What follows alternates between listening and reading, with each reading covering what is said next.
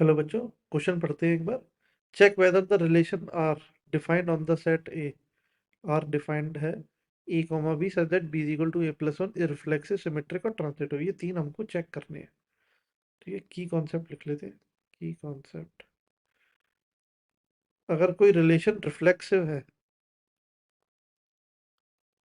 ना, कोई रिलेशन है from A to A, reflexive है। रिफ्लेक्सिव का मतलब होता है कि ए कॉमा ए इस रिलेशन को बिलोंग करेगा for every A belongs to set ए।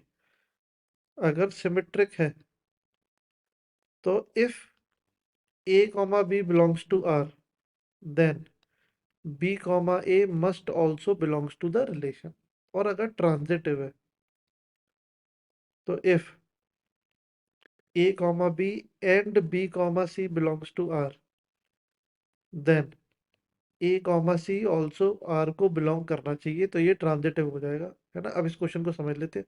इस क्वेश्चन में एक काम करते हैं हम लोग, इंस्टेड ऑफ कि यूजुअल जो डेफिनेशन है उससे सॉल्व करें, पहले हम रिलेशन फाइंड कर लेते हैं कि रिलेशन आ क्या रहा है ना। रिलेशन को लिखते हैं।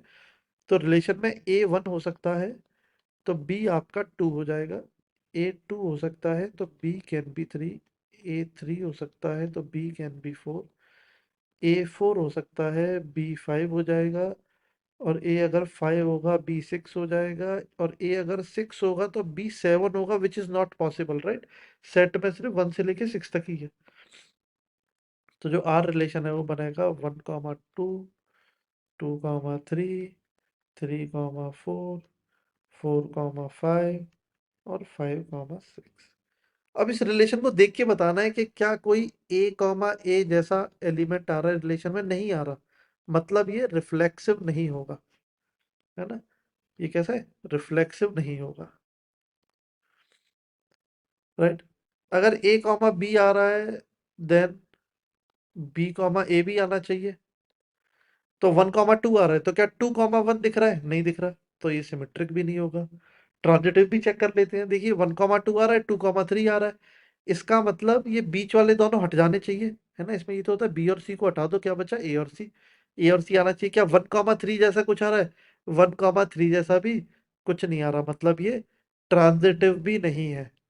तो neither reflexive nor symmetric nor transitive,